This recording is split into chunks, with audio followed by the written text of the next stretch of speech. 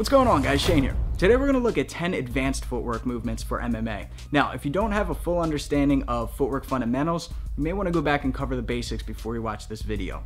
That being said, we're going to take elements from various martial arts styles, karate, taekwondo, boxing, Muay Thai, so that you can incorporate that into your training. Let's take a look. First up is what's referred to in the Japanese as a kuriashi, used in arts like kendo and karate, stepping with the lead leg while the trailing leg follows. I'm demonstrating here from a side stance, incorporating that point style bouncing for rhythm, and I spring forward not by jumping up off the ground, but by exploding at the bottom of the bounce, staying low to the ground. A lot of fighters like Conor McGregor and Wonderboy Thompson have used this with great success.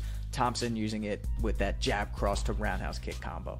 Second is one of my personal favorites, the pendulum step. So the rear foot simply replaces the lead foot as I lift and chamber my knee high to my chest if I were to load up for a kick. Absolutely, Bruce Lee movement here. Definitely use that for that hopping side kick of his. But one of the best to use it nowadays, Lomachenko. Of course, he doesn't chamber his knee, but he does shuffle his feet, replacing the lead foot with the rear, usually cutting an angle in a circular motion. A great movement for any martial artist. Number 3 is the back pedal, which is easily visualized as moving your feet backwards in half circles or in the shape of the letter C. You're gracefully retreating back so you can buy yourself time or space, and then cut off that angle too. You can circle and move around the ring, keep your opponent at the end of your jab. Muhammad Ali, this was sort of his signature movement. The diamond step is number 4 and was best explained to me by Coach Alex Palma, who's Tiffany Van Sous's coach, Tiffany Time Bomb. Alexander has taught me tons about the specifics of footwork just in a short amount of time that I've known him. In fact, I know he'd tell me that my diamond step is way too deep, meaning my legs are way too far apart. Just trying to exaggerate the movement here. So I shuffle my feet at a 45-degree angle to advance forward into my opponent's left or right side. And I can stay in a switch stance, or I can shuffle my feet, keeping my lead shoulder facing my opponent. So this way I'm not switching my stance, I'm staying orthodox. Number 5 is a 90-degree pivot, swinging my rear foot behind me while pivoting on my lead foot. It's great to throw a check hook while your opponent's stepping in. Think playing Toro with a bull. The bull's moving forward. You just pivot, move out of the way. I can also step my leg back even deeper for a full 180 spin, and I categorize this as a different movement because I don't personally attack when doing a 180 spin. It's more so for me to just evade and get out of the way, or get to my opponent's backside. I like covering my head with my lead arm in case my opponent throws a right hand, but I usually get low and in tight, kind of under my opponent's guard so that I can even push on their low back or hip to assist in my pivot. 7 is the drop step with just one leg, as taught to me by Coach Trevor Whitman.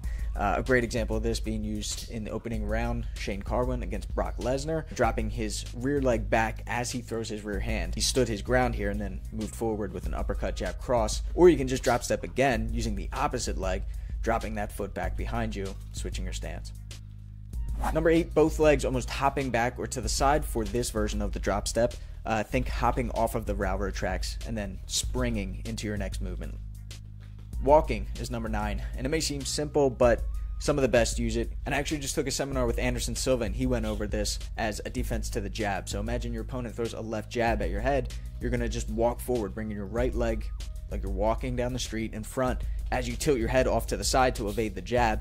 And then from here, you have an open angle for your rear uppercut, the rear hand, and follow up with that left hook down the center. Now, you can finish with a kick to the legs or even a sweep, which leads us into our last one, the tie hop. Sounds like an import IPA, but it's not. It's when you fake your front push kick by lifting your lead knee, letting your hips pull you forward as you slide your support foot across the floor. Tons of top-level ties have used this, but no one more successfully than Saenchai. So you can use this to cover distance so that you can pull down on the hands and drop an elbow, so that you can march into a knee. You can unload with punches, pretty much whatever's open, however your opponent reacts. Once you see a chink in the armor, that is where your sword shall strike. That is where your sword shall strike. It's pretty tough to say. You know what? I just realized I forgot to talk about shifts. And quarter steps. And offbeats. I didn't forget, but I do save some information for my seminars. Guys, I've been doing a lot of seminars, and I plan on doing a lot more, including my first international training vacation in Singapore, August 20th through the 26th. It's going to be 5 days of training with me, along with some of the best fighters and coaches in the world at Evolve MMA. And the first 3 people who purchase are going to get a free pair of the Fighttips hybrid gloves. And listen, whether you live in Singapore or you've just always wanted to travel to Asia to train in a legit fight camp, now's your chance. And you don't have to be a fighter. All experience levels are welcome. Spots are extremely limited, so grab your ticket now. If you have any questions, the link is in the bio. You can also hit me up on my Instagram page. All right, guys, so hopefully you learned something new. Just remember that none of this stuff works if you don't practice it. So before you try this in sparring and competition, make sure you try it on your own in shadowboxing and on the heavy bag. Until next time, be sure to subscribe to get the fight tips before your opponent does. I'm Shane with Fight Tips for the underdogs.